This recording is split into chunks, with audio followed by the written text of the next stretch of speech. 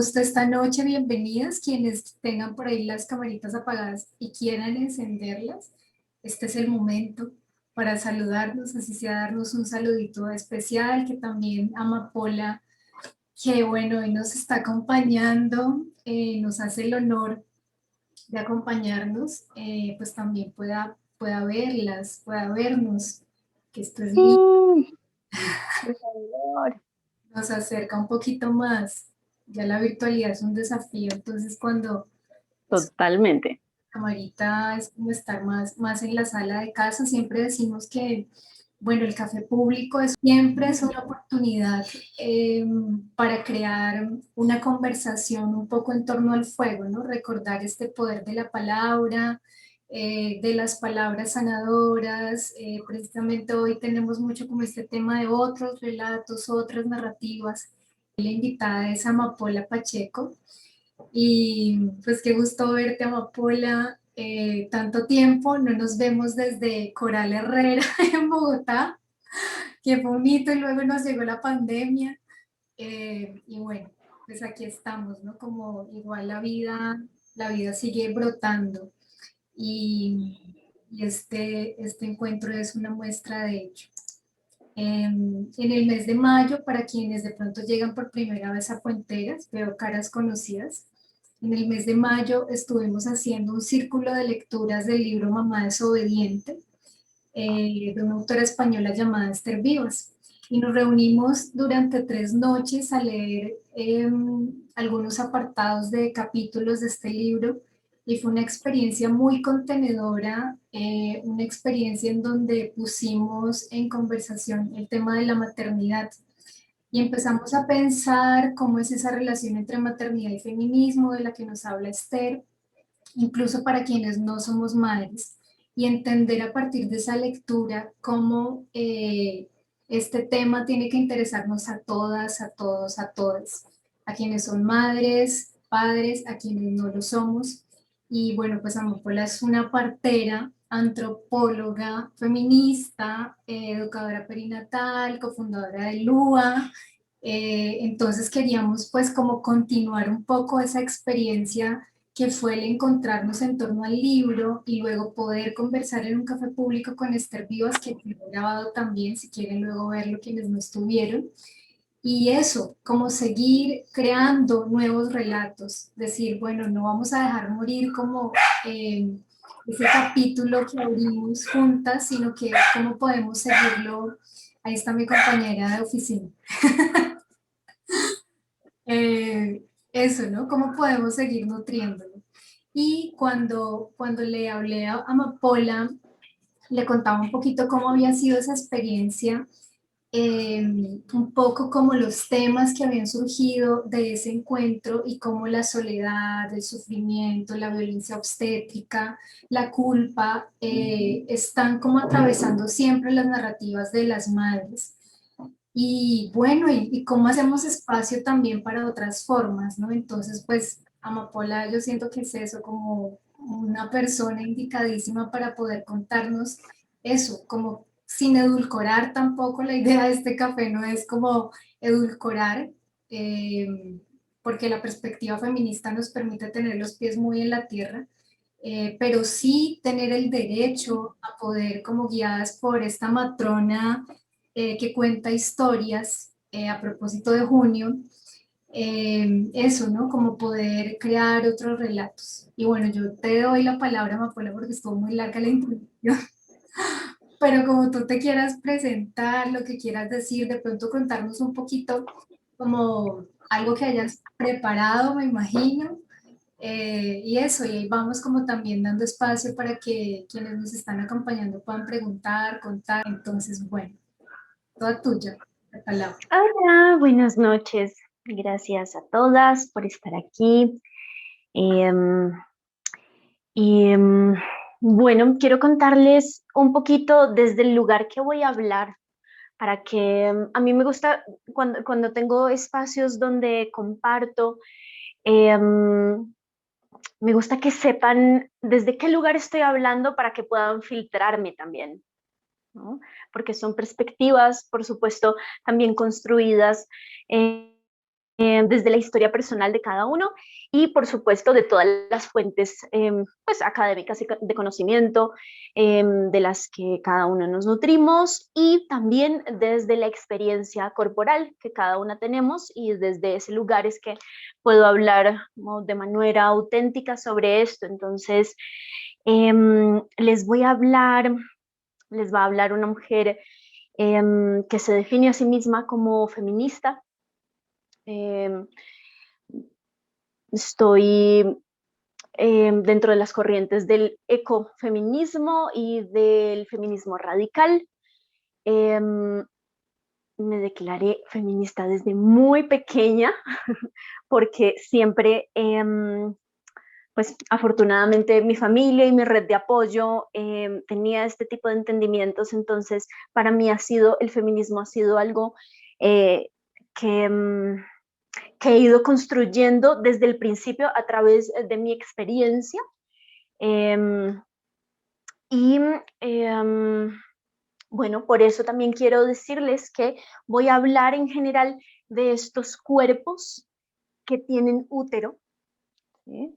De los cuerpos que tienen también mamas, y me voy a referir a estos cuerpos como mujeres. Y sé que hay toda una discusión sobre toda la inclusión, ¿verdad?, de los géneros no binarios. Y bueno, estoy como al tanto de esta discusión y estos diálogos y quiero que sepan que mi posición es reivindicar el nombre y el cuerpo de las mujeres como mujeres porque nos ha costado mucho nombrarnos como mujeres. Porque desde la medicina y desde el conocimiento científico hace muy poco que nosotras estamos realmente siendo reconocidas como unos cuerpos distintos a los de los hombres. Entonces, sí, es importante para mí que sepan que voy a hablar desde el cuerpo de las mujeres y cuando me refiero a esos cuerpos de las mujeres, pues por supuesto también voy a estar hablando de estos cuerpos con útero y con mamas. Quiero que, bueno, que sepan que soy antropóloga de la Nacional y que mi enfoque desde mis estudios han sido la sexualidad, el nacimiento, el parto y la niñez, la primera infancia. Son como mis enfoques. Como partera, me formé como partera autónoma de la mano de otras parteras en Bogotá y en Colombia, parteras autónomas, parteras tradicionales, y terminé mi formación como partera profesional, formándome con otras parteras profesionales dentro de un esquema convencional de educación. Terminé mi residencia y diría yo como mi enfoque como partera también ha sido, no solo es el enfoque feminista, sino también un enfoque en mujeres migrantes y con riesgos psicosociales. Cómo funciona el parto en todo esto era una de mis grandes preguntas, cómo unir entre antropóloga y partera, qué era lo que tenían en común estos dos mundos, ¿no? Esa es mi pregunta todo el tiempo y por supuesto que tienen un montón en común, de eso les voy a hablar hoy. Y sobre todo quisiera empezar diciéndoles que si cada una podemos tener 10 segundos en nuestra mente y nombrar cuáles son nuestras necesidades básicas. ¿Qué tantas necesidades básicas tenemos?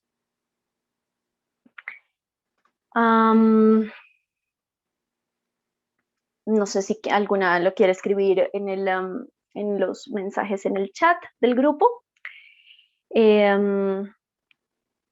Es una pregunta sobre las necesidades básicas porque a veces las tenemos incompletas.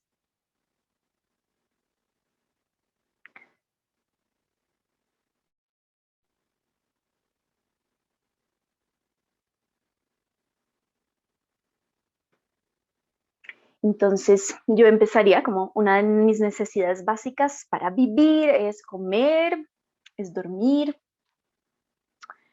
¿Qué otra dirían ustedes? Seguridad, amor, amar, ser amada, ser feliz, descansar, beber. Muy bien, el afecto, tal cual.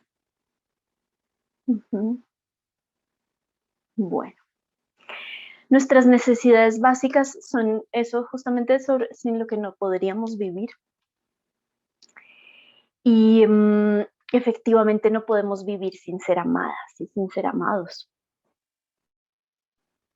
Y resulta que la base de lo que yo he encontrado como conocimiento entre esto de la antropología y de la partería es que somos seres mamíferos y que como seres mamíferos tenemos unas necesidades básicas como mamíferos.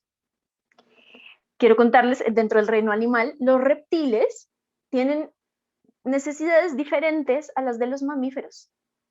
Y básicamente, con el desarrollo de nuestros cerebros, voy a decirlo coloquialmente así, cerebros, digamos que tenemos uno, pero está segmentado de nuestros cerebros. Tenemos un cerebro que llamamos coloquialmente reptiliano, o reptil, y este comanda muchas de las funciones más básicas. Pero encima de este cerebro reptil se cabalga un segundo cerebro, que es el cerebro mamífero. Y es desde ese cerebro que nosotros vivimos muy buena parte de nuestra vida y digamos dentro de nuestra cotidianidad y se manifiestan otras necesidades básicas. Dentro de esas necesidades básicas, vamos a decir, dentro del cerebro reptil, pues está las de sobrevivencia, que está dormir, comer, beber agua, todo esto que sentiríamos que como seres vivos nos mantiene con vida. Pero dentro del cerebro mamífero se suman otras necesidades. Y estas necesidades son la necesidad de placer y de vinculación, que es lo que llamaríamos afecto. Y el placer es una necesidad básica para la autorregulación fisiológica y también a nivel psíquico necesitamos el placer como un proceso regulador. Pero ya sabemos, ustedes y yo, que vivimos en medio de este gran humo llamado patriarcado,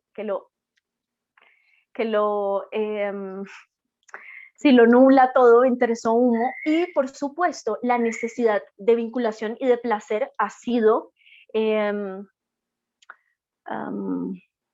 disminuida a toda costa desde todos los puntos y más en un mundo capitalista, ¿no? Donde nosotros negociamos nuestro placer y nuestra vinculación y primero siempre está el trabajo y siempre está primero otras cosas. Entonces, me gusta entrar hablando de la fisiología, ¿no? Y de cómo realmente nosotros tenemos una necesidad básica que es el placer y la vinculación, y sí, estoy hablando de una que podemos decir que el placer es tan necesario como comer para sobrevivir, que ser amados y vincularnos es tan necesario como dormir y como comer. Entonces, a partir de eso, como vivimos en una sociedad que muchas veces no está saciando estas necesidades básicas, se ha generado toda cantidad de patologías y perturbaciones respecto a esto. ¿Y cómo se inicia no saciando estas necesidades básicas de los seres humanos? Se inicia en el parto y se inicia en la lactancia. No es solo algo que nosotras podemos detectar y realmente revisar, hacer un escáner de nuestra vida, de nuestra cotidianidad. Realmente si yo estoy supliendo y saciando mis necesidades de afecto y de vinculación, que sí puedo hacerlo en este momento como una mujer adulta, puedo hacerlo, pero resulta que mi sistema nervioso central ha aprendido sobre esta saciedad y se siente saciado o no desde mi historia de infancia, de mi primera infancia, de la etapa primal del ser humano, que son los primeros 3 años de vida. Entonces les cuento un poco. Durante la gestación sabemos que los bebés hacen algunas conexiones neuronales, pero sobre todo durante la gestación se gestan muchas neuronas. Entonces nosotros nacemos con una cantidad de neuronas abundante, pero es cuando nacemos en la etapa primal, los 3 primeros años de vida, donde esas neuronas van a empezar a generar redes de interconexión entre ellas, fijando los conocimientos que vamos adquiriendo. Entonces, la mayoría de las redes neuronales que nosotros tenemos como seres humanos se formaron en esos primeros 3 años de vida, porque incluso llegan a ser tan densas cuando un niño o una niña tienen 3 años de vida, que tendrían el doble que cualquiera de nosotras aquí. Entonces, esta primera infancia nos da una base a nivel de sistema nervioso central y, por supuesto, a nivel de redes neuronales, que nos va a permitir vivir el resto de nuestra vida. Y vamos a hablar que sí, tal vez ustedes ni yo recordamos cómo nacimos, ni recordamos si nuestra mamá nos lactaba o cómo nos cuidaba nuestra mamá. Posiblemente no lo recordamos. Pero no lo recuerda no lo recordamos a nivel consciente, es decir, no tenemos el cassette que nos manda toda la película de lo que sucedió. Pero nuestro sistema nervioso central, nuestra piel, y sí recuerdan, que es lo que llamamos una memoria implícita. Entonces, todo lo que nuestra mamá vivió, la forma en que fuimos cuidados, la forma en que nos vinculábamos con nuestra mamá en esta etapa primal, nuestro cuerpo lo recuerda. Y entonces quiero aquí sumar que nuestra primera relación de amor es la relación que tenemos con nuestra mamá. Nuestra primera relación de amor no es el primer novio o novia, no es como el primer amor de la vida desde este imaginario del amor romántico. Nuestro primer amor y nuestra primera relación de amor y de vinculación es nuestra mamá. Entonces, dependiendo de cómo nuestra mamá vivió su posparto, cómo nuestra mamá vivió su parto, pues va a tener unas secuelas y unas consecuencias sobre cómo se vinculó con nosotras. Y no todas las mamás se vinculan de la misma manera con sus hijos porque depende de cómo vivieron su parto y de qué tanto respaldo y red de apoyo tienen en su posparto.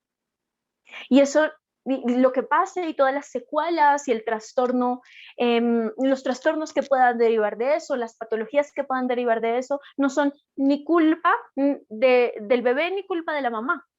Estamos bajo un sistema de salud, un sistema además, sí, por supuesto, cultural, que no sabe cuidar de las mujeres ni de las mamás, que no sabe cuidar de los recién nacidos ni de la primera infancia.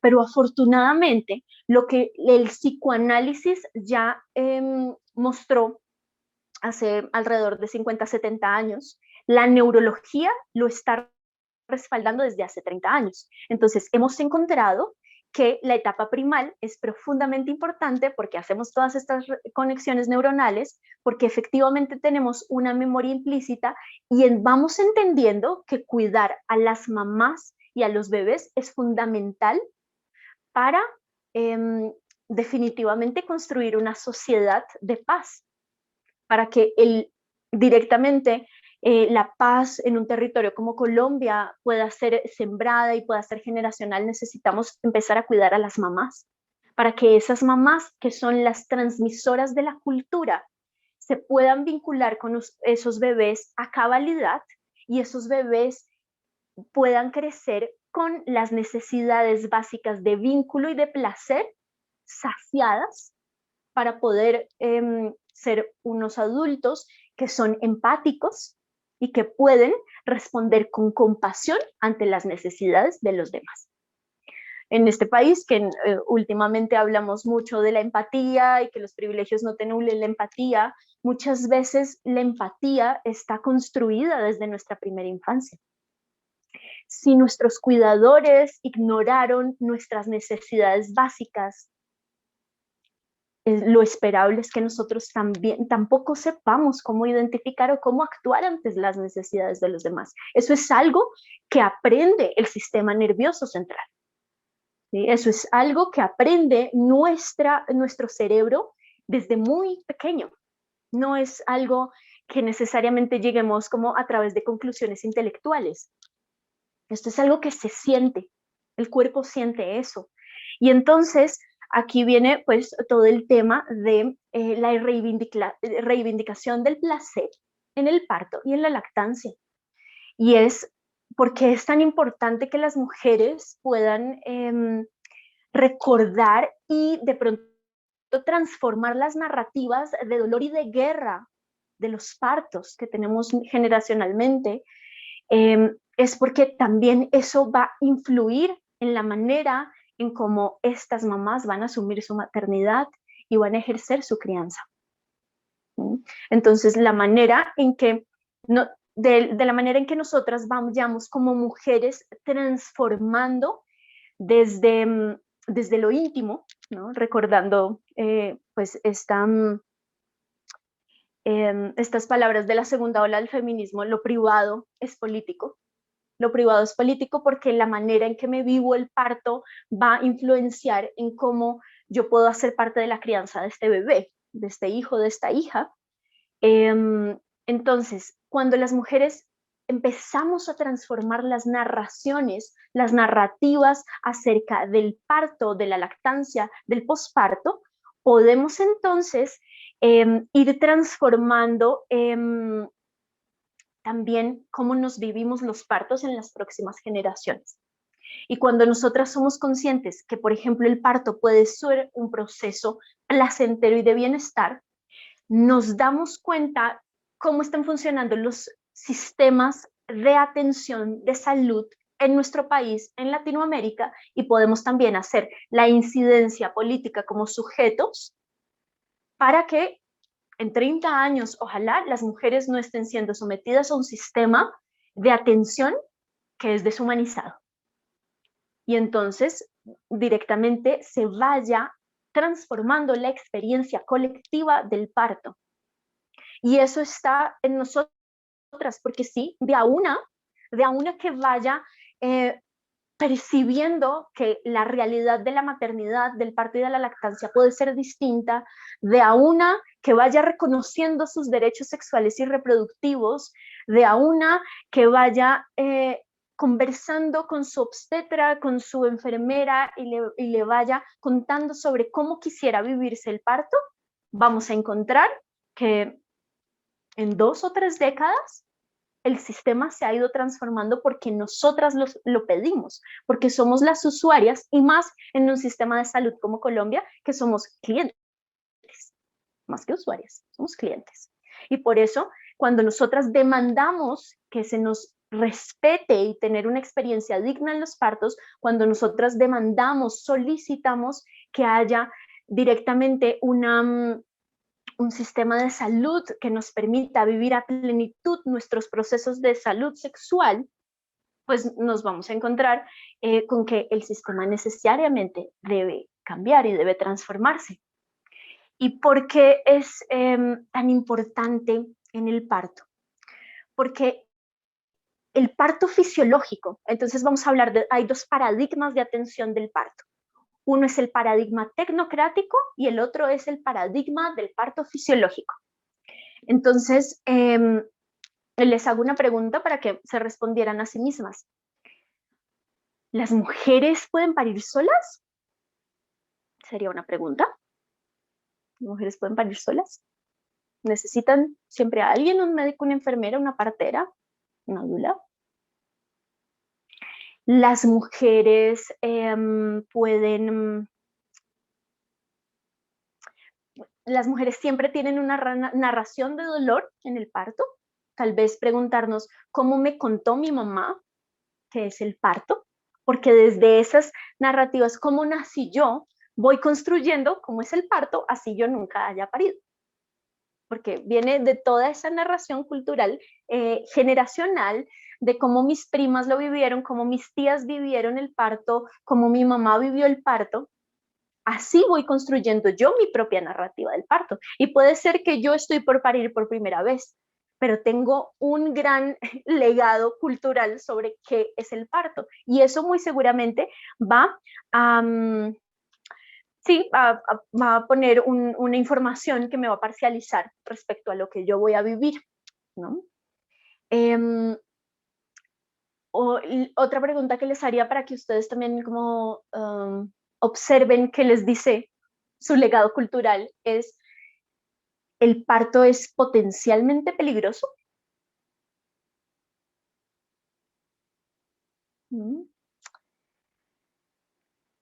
Ujú. Sí, necesitamos acompañamiento. Y entonces ahí es cuando podría yo decir, ¿necesitamos asistencia o necesitamos acompañamiento? ¿Mm? ¿Necesitamos siempre ser asistidas o solo necesitamos ser acompañadas? ¿Mm? ¿Qué tan natural es el parto? En la firma del consentimiento dice que podemos morir, seguro. Ujú. Así es.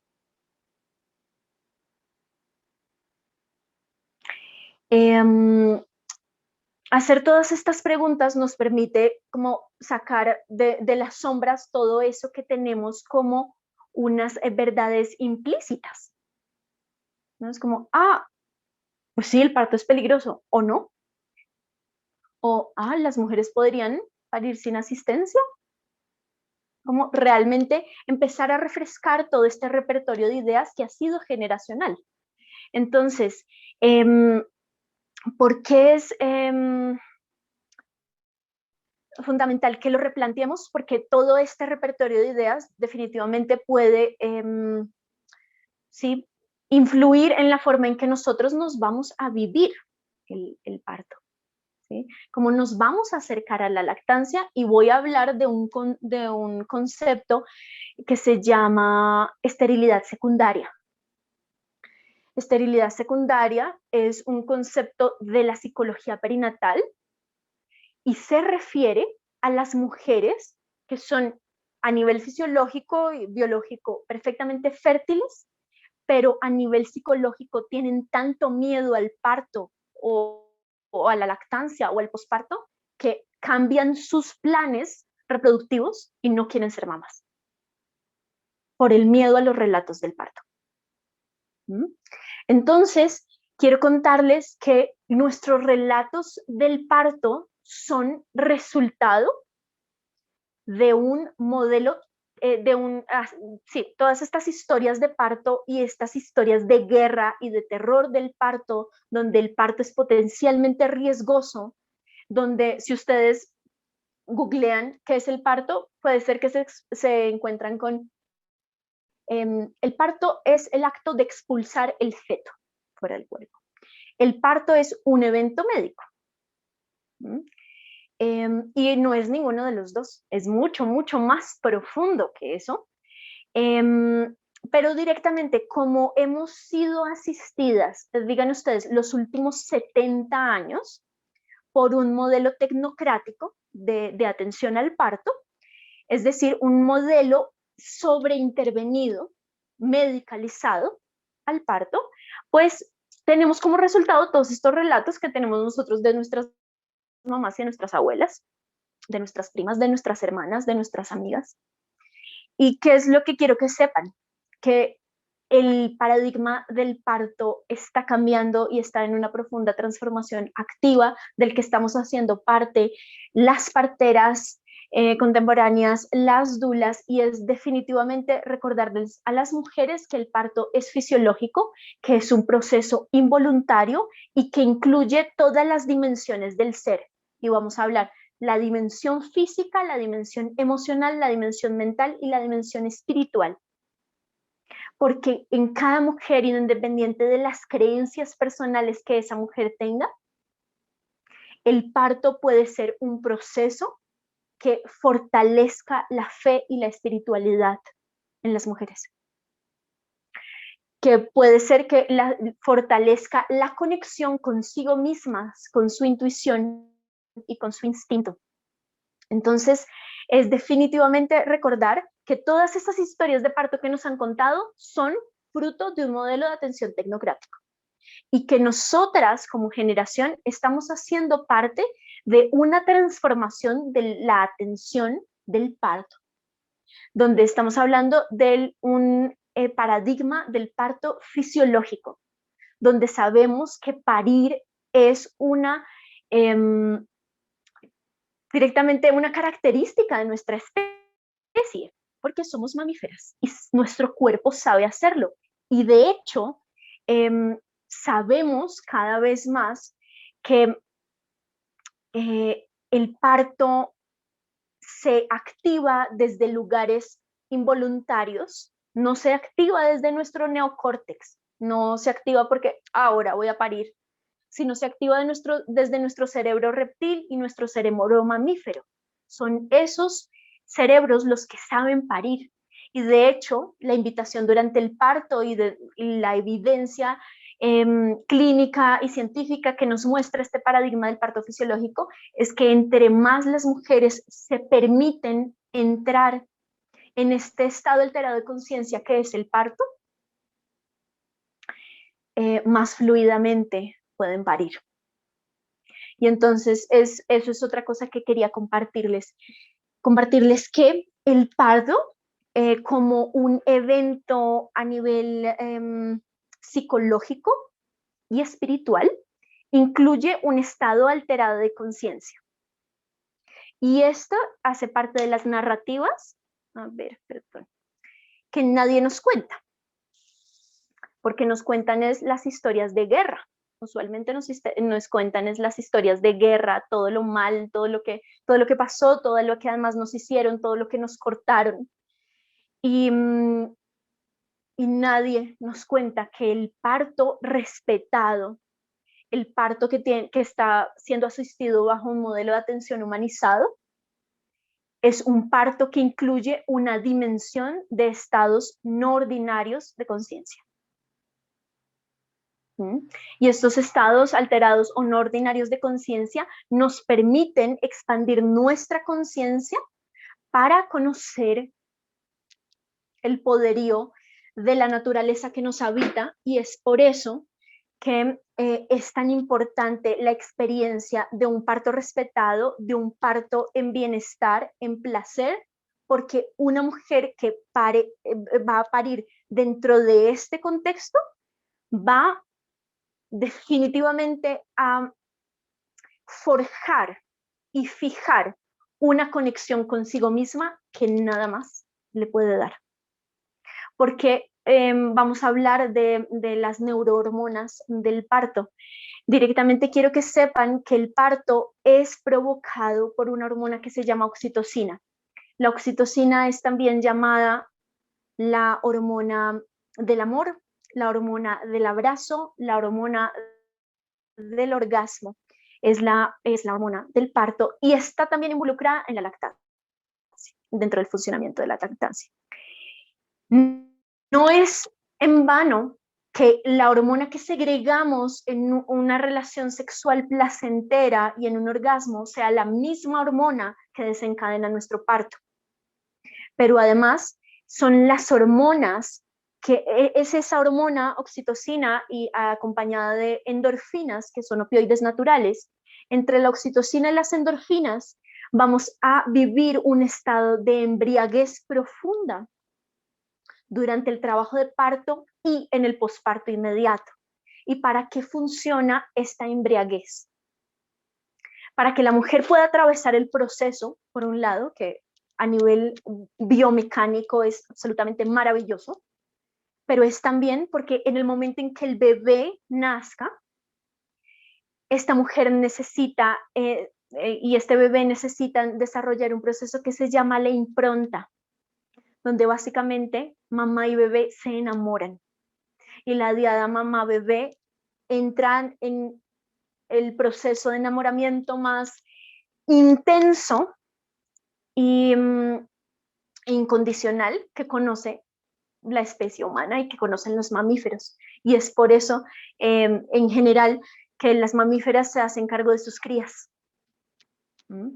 Y en nosotras es profundamente fuerte, porque nuestra crianza dura mucho más tiempo que la de otros mamíferos. Entonces, como nuestra crianza como humanos está siendo entre 15 y 20 años, necesitamos una impronta tan poderosa que alcance un enamoramiento de al menos 15, 20 años. Y es por eso que muchas veces se habla de en el parto conocemos el amor de nuestra vida, porque la intensidad a nivel neurohormonal que vas a vivir no lo da ninguna otra cosa.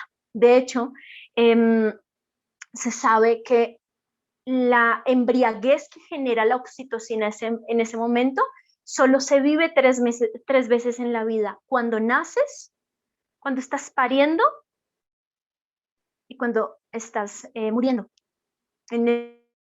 Y bueno, digamos que directamente los varones lo viven 2 veces en la vida. Y entonces ese poderío a nivel neurohormonal de la experiencia del parto, pues ha sido completamente invisibilizado por el sistema tecnocrático.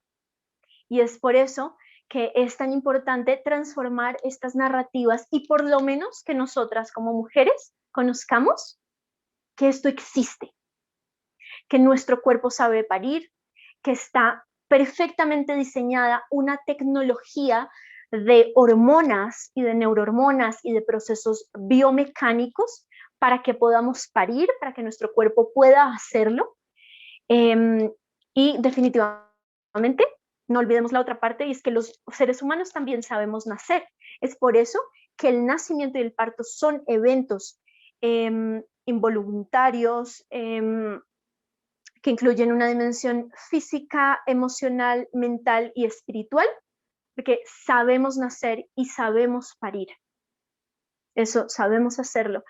Y a través de esa experiencia de bienestar en el parto, en el posparto, esta diada mamá-bebé va a seguir reafirmando su vínculo a través de la lactancia, y eso es lo que nos permite también, pues, que justamente nos hagamos cargo 15, 20 años de esta cría a través de la crianza, pero además que podamos cuidar.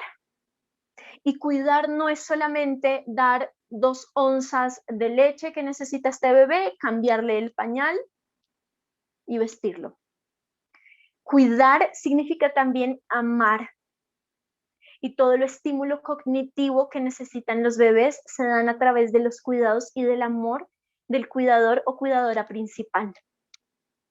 Que en este caso y en mi narración hablo directamente de las mamás, pero vamos a decir que no siempre están las mamás presentes, pero ese cuidador principal, a través de la vinculación y del afecto, le va a dar a ese bebé todo lo que necesita para hacer su desarrollo primordial, que es la etapa primal, y su desarrollo, por supuesto, también cognitivo, motor. Todo esto es apoyado a través de los cuidados, y los cuidados no es solamente saciar el hambre y la sed, es también saciar la necesidad de vinculación y de placer. Entonces, para terminar un poco mi intervención, me gustaría recordarles que esta hormona oxitocina, esta neurohormona, es justamente la que está involucrada, ¿sí?, en el parto, en el orgasmo, en el abrazo, y está involucrada también en la lactancia. Nosotras como mujeres tenemos receptores de oxitocina en nuestros pechos, en nuestro útero, en nuestra vagina, y la hormona oxitocina, esta neurohormona, viaja por 2 vías. Viaja por vía del sistema nervioso y viaja por vía sanguínea. ¿Esto qué quiere decir? Que las hormonas no solo desatan procesos mecánicos como tener contracciones en el parto o en un orgasmo. No solo desata un mecanismo como la eyección de la leche, que es como una contracción pequeña que tiene el seno para expulsar la leche, sino que además la oxitocina nos genera una experiencia emocional, y en el parto directamente espiritual, y es esta experiencia de estar enamoradas, esta experiencia de sentir el amor más profundo e incondicional por estos bebés que parimos, por supuesto por el ser amado también, por nuestros amantes, por nuestras amantes, porque a través de la relación sexual, por supuesto, y de los orgasmos, y por supuesto del masaje en los pechos en la relación sexual, directamente la succión en los pechos en la relación sexual, a través de esta segregación de oxitocina abundante, pues es que nos vinculamos también nosotras con nuestras parejas, con nuestros parejos. Y voy a decirlo, también sabemos que es la hormona del amor y que en situaciones de intimidad, como círculos de mujeres donde nos sentimos a salvo y seguras, nosotras también generamos oxitocina a través de estos vínculos, también de la risa, del estar a salvo, y es por eso que sentimos que nos reconforta y que nos sacia nuestra necesidad de placer también estar en círculo y entre mujeres. Y esta oxitocina y generar estas sensaciones no solo de vinculación, sino de placer a través del orgasmo, a través de la risa, a través del masaje, es lo que permite que directamente también podamos sentirnos plenas en nuestra vida. Y eso es directamente lo que quiero que sepan, que el placer es una necesidad y que recordemos entre todas que el placer es una necesidad eh, básica, trascendental, igual que comer y que descansar, porque nos permite autorregular las funciones eh, fisiológicas de nuestro cuerpo, ¿m? Y nos permite también sentirnos plenas, nos permite alimentar nuestro sentido de vida.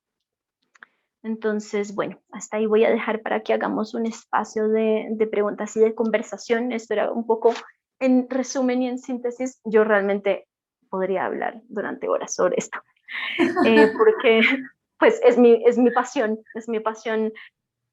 como aprender sobre esto, también verlo en las mujeres que acompaño en los procesos de posparto, pero sí me gustaría que me cuenten si tienen preguntas para que podamos ampliar respecto a lo que a ustedes les interese. Gracias, Amapola. Como cuánta información también, mientras te escuchaba tenía esta sensación de qué desconocimiento el que tenemos de nuestros cuerpos y de los procesos de la sexualidad femenina, ¿sí? Porque todas deberíamos saber esto, ¿no? O sea, ser madres o no ser madres, y esto del placer como una necesidad básica me parece divino, porque además nos ayuda, no lo podemos dejar en el último lugar, es decir, tiene que estar en todo, ¿no? Eh, bueno, entonces, ¿quién tiene por ahí la manito levantada? Betty. Betty, nos estás acompañando desde México, qué gusto. Tienes la palabra y luego Erika. Hola, muy buenas tardes a todas. Un gusto pues encontrarnos en este espacio, coincidir. Y la verdad, Amapola, es que yo ya soy madre, tengo a Ángel, hola, mi hijo, 12 años de la maravillosa experiencia de ser mamá, pero así como tú lo narras, híjole, la verdad es que parece de ensueño, porque la realidad que yo viví, pues dista mucho de lo que tú nos cuentas y de lo que yo me proyecté en mi parto. Es cierto que, pues, yo le llamo las historias de terror, ¿no? Familiares, que te cuentan las primas, las hermanas, las propias hermanas, porque yo soy la más pequeña de 5 hermanas. Entonces, cada una te contaba su historia, ¿no? Y la verdad era terrorífica. Pero yo como que me permeé porque dije, no, para mí va a ser una experiencia diferente, porque es un hijo deseado, por todo el contexto en que se dio. Y lamentablemente, mi parto fue seco. Entonces, era algo, bueno, fue algo totalmente,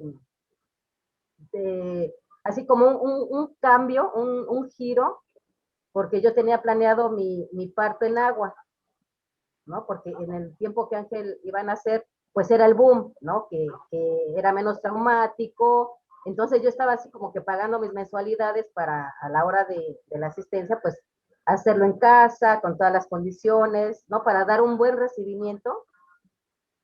Y en la última revisión que tuve, me canalizan a un centro de salubridad estatal, ¿no? Federal, que tenía yo una fractura de coxis anterior a mi embarazo. Entonces, se dio en ese panorama y la verdad es que para mí fue muy doloroso, no puedo decir que traumática, no, porque lo que tú bien refieres, uno ama al ser desde antes de conocerlo. O sea, todavía no lo conoces y ya lo amas. Pero mi experiencia sí fue muy distinta como la imaginaba. Y la pregunta que tengo para ti es, ¿qué sucede en un parto seco? Porque nunca me supieron explicar. O sea, yo estaba viviendo la experiencia y me decían, es que es un parto seco. Y digo, bueno, ¿pero qué es un parto seco? Entonces, un turno pasaba, porque estuve 2 días en labor de parto, pasaban de turno y nadie me explicaba. Entonces, es una ansiedad que generas porque realmente no sabes a lo que te estás enfrentando, ¿ves? Yo jamás me ilustré acerca de un parto seco.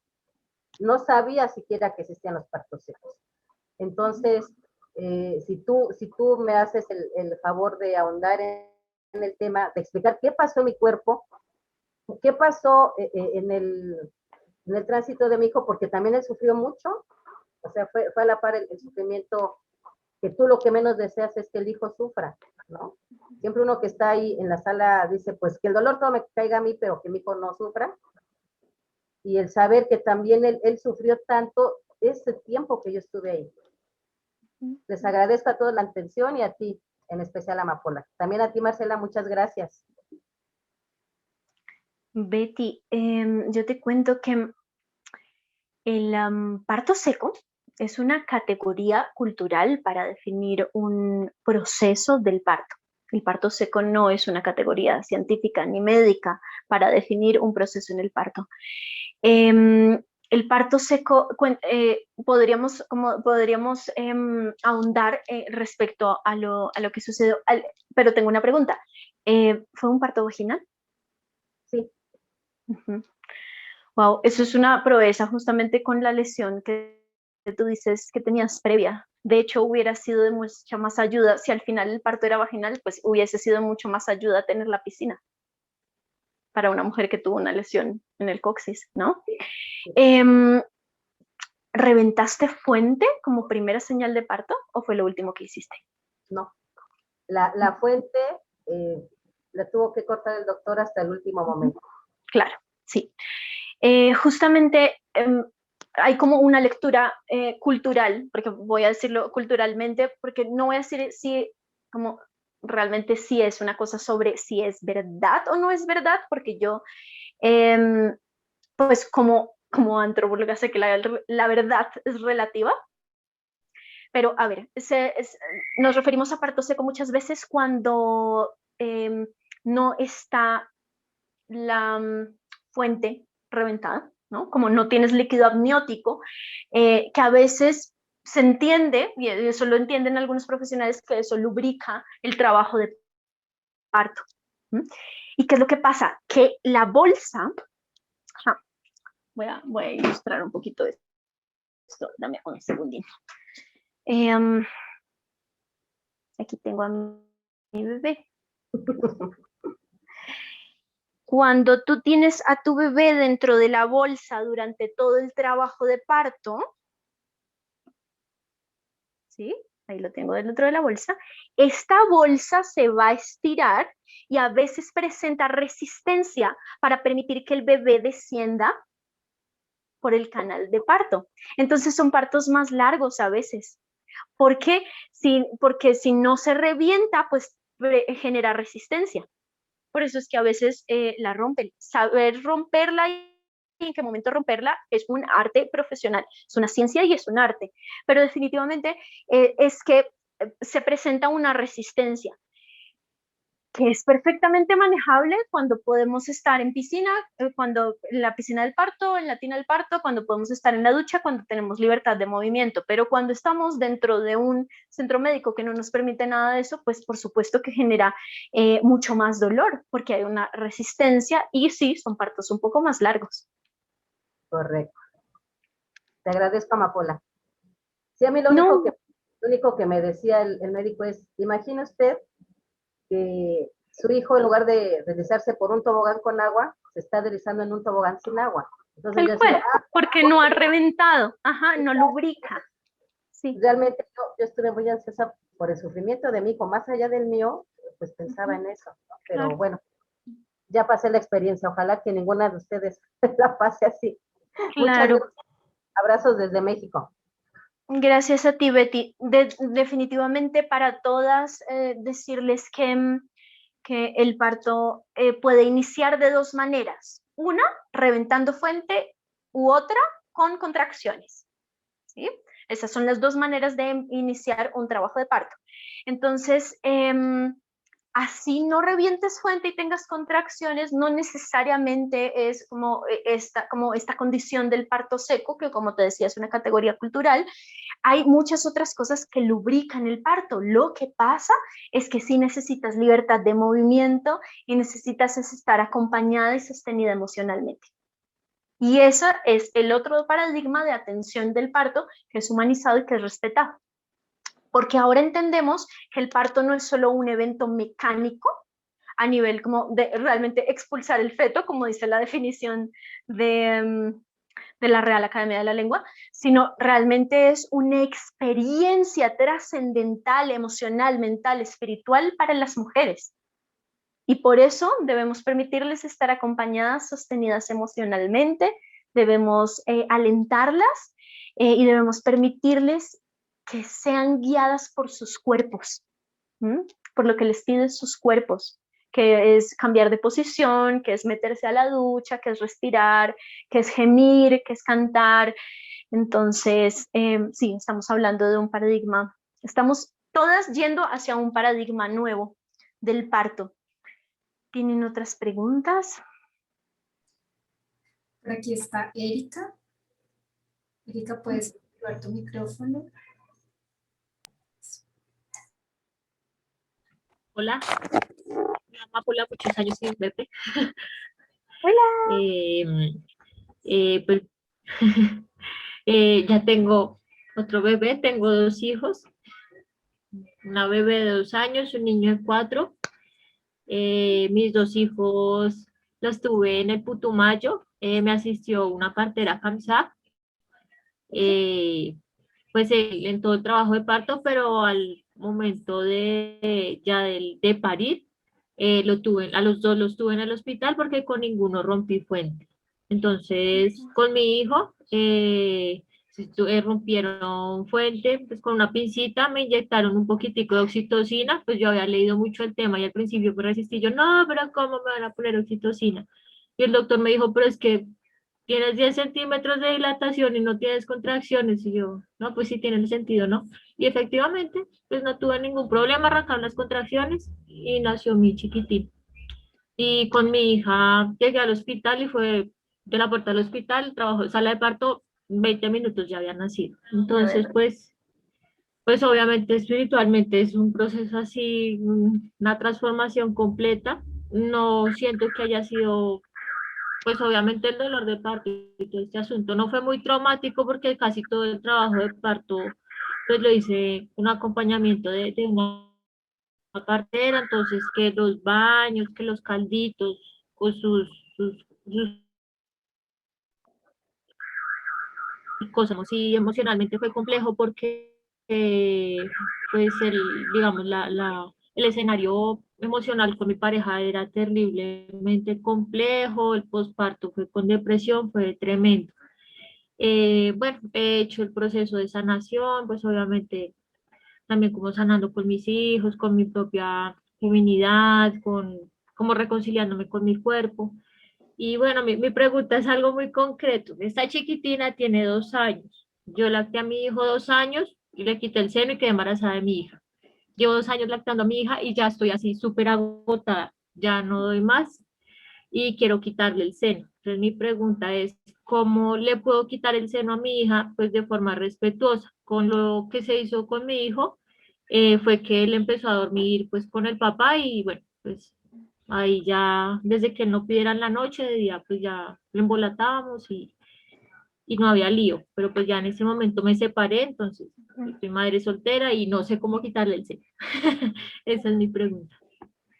Bueno, definitivamente como a nivel cultural hay varias formas, hay como también distintas opiniones, formas. Em, lo que sabemos, por ejemplo, desde el psicoanálisis infantil, ¿no? Desde todos estos conocimientos de la teoría del apego, es que em, conversar con ellos es fundamental, informarles lo que está sucediendo, cómo te estás sintiendo, porque ellos son una conciencia plena que está ahí habitando ese cuerpo desde el primer día de nacimiento. Y por eso conversar con ellos, incluso así tuviera 2 días de nacida, pero por favor necesito dormir un poco más, no sé, como poder conversar sobre todo esto, que además el posparto también es tremendamente intenso a nivel emocional, poder conversarles sobre lo que pasa, te va a ayudar mucho y diría yo que es el paso para que sea amable. Diríamos que es un proceso informado. ¿Mm? Y la lactancia tiene 2 formas de llegar a su fin. Una es que el bebé ya no quiera más y otra es que la mamá ya no pueda sostener más ese proceso. Entonces es plenamente legítimo que te sientas cansada y que ya sientas que no puedes más. E informar a tu bebé sobre eso, contarle, de pronto ritualizar ese proceso y definitivamente empezar a disminuir las tomas. Entonces ya tú dices, no, está tomando 4 veces o está tomando 8 veces. Entonces vas a ir reduciendo las tomas poco a poco hasta que esté completamente destetada, ¿no?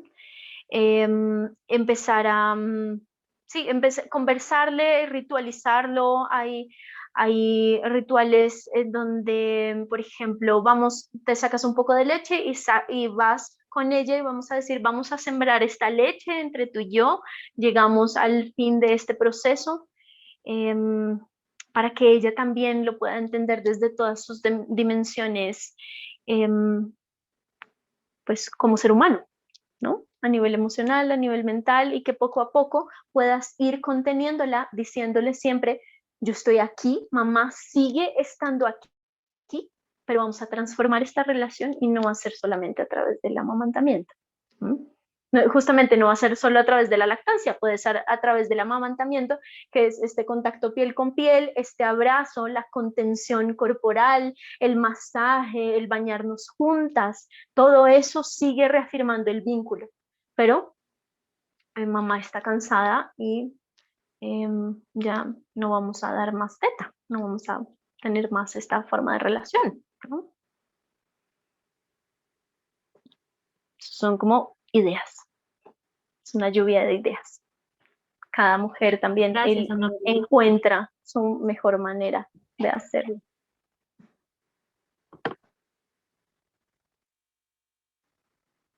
Voy a contestar esta pregunta que tiene aquí Dani sobre, no lo había visto, sobre dónde pueden más leer sobre esto. Pues directamente sobre todo esto que acabamos de conversar, hay varias cosas. Está la teoría del apego de John Bowlby. Está, diría yo que como el autor que para mí más nutritivo resulta es Wilhelm Reich, que es un psicoanalista que se centró, pues, como tiene mucha lectura sobre primera infancia.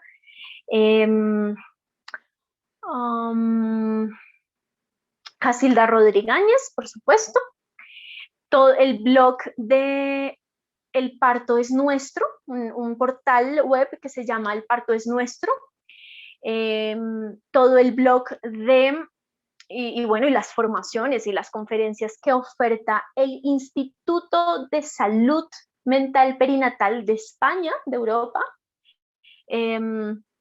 pues está abundante también en toda esta información, sobre todo en toda la evidencia científica que se está generando desde hace más de 50 años, alrededor de 50 años.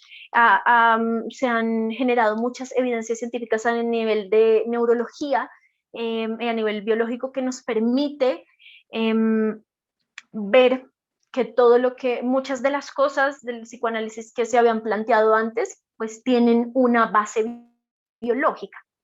Entonces sí, eso sería como algunas referencias bibliográficas para ir más profundo sobre esto. Instituto de Salud Mental Perinatal de Europa, el portal del parto es nuestro, definitivamente Casilda Rodríguez, y eso, digamos que ahí van a encontrar abundante información sobre esto. Y sobre todo me gustaría decirles, para terminar, es que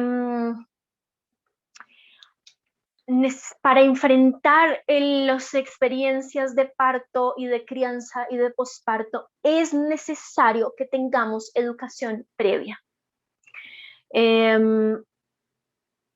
Yo como partera, mis hermanas parteras, y bueno, muchos proyectos sobre maternidad que ahora están cada vez más saliendo a la luz y más mujeres en alianza trabajando por esto, pues ofrecemos sobre todo esto: información, educación, conocimientos. No necesitas estar pariendo en casa para tener esta información y para tener un parto digno y respetado. El parto digno, seguro y respetado puede ser en cualquier contexto. Lo importante es que sepas elegir tu proveedor de salud. Y esta es una información que debe ser compartida entre nosotras, al lado de esta amiga, de esta prima, de esta hermana que está gestando, es que puedan ellas informarse, que podamos todas informarnos, tener educación, es lo que nos va a permitir vivir desde otro lado de estas experiencias. Porque entonces vamos a saber discernir y vamos a saber elegir y vamos a tomar decisiones informadas y vamos a ejercer nuestros derechos sexuales y reproductivos. Pero si no tenemos información sobre esto, pues es muy difícil realmente que lo hagamos. Entonces, directamente decirles que esta información es para compartir. Digamos que en este momento, pues sí, les compartí un montón de información y de datos que son de todas nosotras y que son de toda la humanidad, así que compartirlos de manera generosa y también estos recursos bibliográficos con todas las mujeres que puedan necesitarlos, que pueda ayudarles. Y sí, definitivamente la base de poder tener una experiencia distinta y de transformar el paradigma de la atención del parto es que las mujeres estemos informadas, que las mujeres tengamos información para tomar decisiones respecto a cómo queremos la atención de nuestro parto, y directamente decirles que, bueno, ustedes ya son semillas, por supuesto, ya con toda esta información, son semillas de esto que estamos gestando entre todas, que es la cultura del parto respetado en Colombia y en Latinoamérica. Porque que nosotras tengamos esta información es la base de que este sistema se transforme. No sé si tienen alguna otra pregunta. Polita, hay una pregunta, no sé si nos alcanza por tiempo a contestar, es de Alex, ¿sí? Dale. Bueno, buenas noches. Muchas gracias por tu generosidad, por la compañía de las mujeres. Más que una pregunta, y es en relación al placer, como nos han creado con ese tabú, ese miedo también a sentirlo. Pienso que eso nos bloquea un montón. Yo ahora he tenido la experiencia con mi segundo hijo, que ha sido muy distinta a la primera, con mi hija de 11 años, mi bebé tiene 1 año y medio, y vivir la lactancia ha sido de verdad muy placentero. No pensé que la lograra de esa manera. Y algo, por ejemplo, que me encanta y no sé, siento como la necesidad de compartirlo en este espacio, aunque sé que no todas las mujeres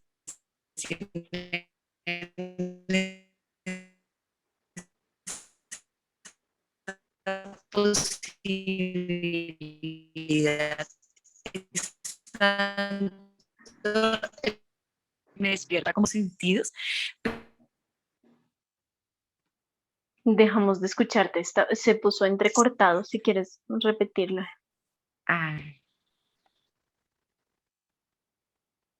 ¿Será que ya me escuchan mejor? Sí, ahí te escuchamos, claro. Sí. Entonces, bueno, no, ahí como contarles de ese placer que siento al lactar a mi bebé y estar, y además tener el roce, sentir el roce de piel con mi compañero al lado es increíble, me despierta como todos los sentidos. Entonces, pues no sé cómo también en nuestro medio normativo puede ser visto esto, ¿no? Como Claro. de cómo vas a tener, sentir placer, o sea, tener a tu pareja al lado y además estar amamantando. Y quisiera saber eso también, cómo se transmite o qué le puede generar también a mi hijo, ¿no? Porque es como ese doble placer ahí que yo entrego de satisfacción. Entonces, pues quería como compartir esa experiencia, no sé si otra la ha vivido, pero yo le invitaría a que lo hicieran, o sea, sin ningún tabú, es una cosa deliciosa. Y bueno, como que puede también eso Seguro. generar en el bebé. Gracias, Gracias. por supuesto. Contarles que muchas mujeres narran experiencias de placer profundo en trabajo de parto, parto y lactancia. Lo que más conocemos son las historias de guerra, las historias de dolor, de trabajos de parto muy largos, pero hay muchas otras mujeres que narran experiencias de placer, que narran experiencias de orgasmo durante el parto, experiencias de orgasmo y de placer durante la lactancia. ¿Qué es lo que pasa? Que muchas veces estas mujeres hablan con nosotras como parteras, como cuidadoras, como dulas,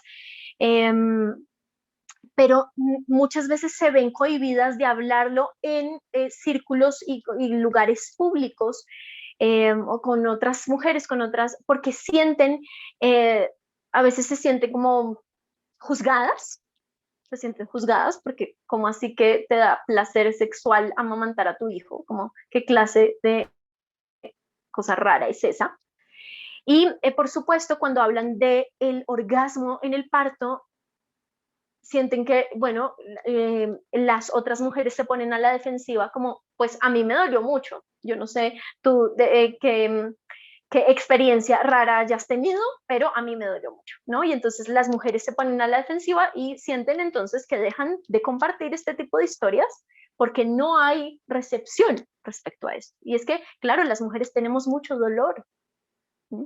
Y cuando la otra nos cuenta sobre el profundo placer que vivió y para mí es la peor de las historias traumáticas, entonces sí, hay como un algo descuadrado que tenemos entre nosotras, pero definitivamente hay cada vez más relatos de placer. Les doy fe absoluta, lo que tú acabas de compartir es algo que comparten las mujeres y cada vez más. La lactancia puede ser un proceso profundamente placentero, fisiológicamente está muy explicado, justamente porque los receptores de oxitocina también están muy presentes en los senos y porque los pechos cuando reciben sí, como esos flujos de oxitocina, activan el útero y lo hacen palpitar como un corazón. Por eso decimos que el útero es el segundo corazón de las mujeres, porque cuando hay placer, el útero no se contrae de manera espasmódica, como si fuera un calambre, sino que tiene una expansión que es como un palpitar. Y la estimulación en los pechos genera eso en el útero. Y por eso la lactancia puede ser un proceso profundamente placentero. Y muchas mujeres lo viven y de hecho muchas mujeres son las que hacen el duelo de la lactancia se acabó. Y esto es a nivel, además, mundial y de todas las comunidades humanas. Hay muchos datos de investigación sobre cómo la lactancia da placer a las mujeres. Y qué afortunado, porque como ya hablábamos, el placer es una necesidad básica de los mamíferos y se encarga de regular y de activar la función de autorregulación de las funciones fisiológicas, es decir, es salud.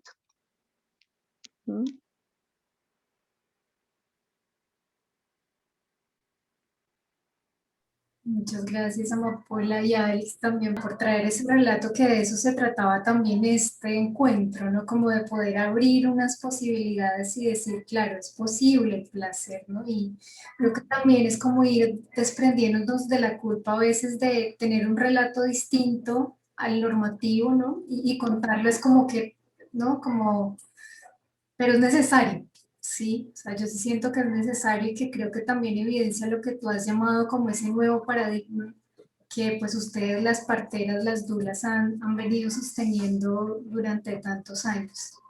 Entonces, muchísimas gracias por todo tu conocimiento, menos mal quedó grabado, para poder repetir y tomar apuntes y nota, porque, no sé, nos das como desde todos los lugares una información que es absolutamente valiosa y necesaria.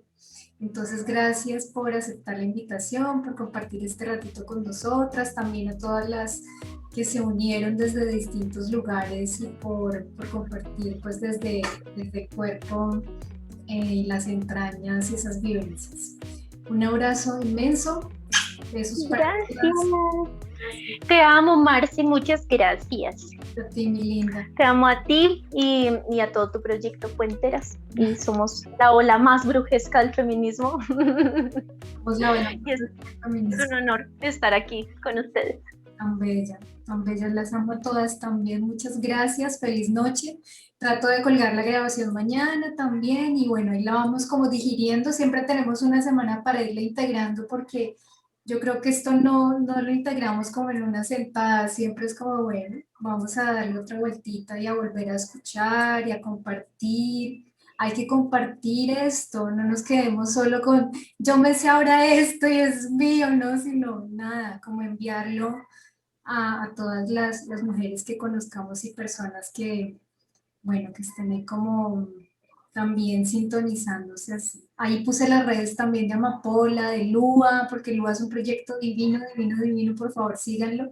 Nosotras estamos dando, nosotras es como mis hermanas parteras y yo damos conferencias gratuitas como de educación en general sobre la cultura del parto respetado de manera mensual para que todas las mujeres embarazadas o no embarazadas entren, sepan qué es un parto respetado, qué es un plan de parto, cómo hacer toda esta educación en derechos. Entonces, por supuesto, pues pueden compartir nuestras redes para que en esos momentos pues puedan participar de este tipo de conversaciones como la que tuvimos hoy. Así es, ¿no? Ustedes están haciendo un montón, un montón. También hay unos recursos gratuitos en la página de Lua. Bueno, mis lindas, dulces sueños, ahora sí. Muchas gracias. ¡Mua! Gracias a todas. Bonita noche.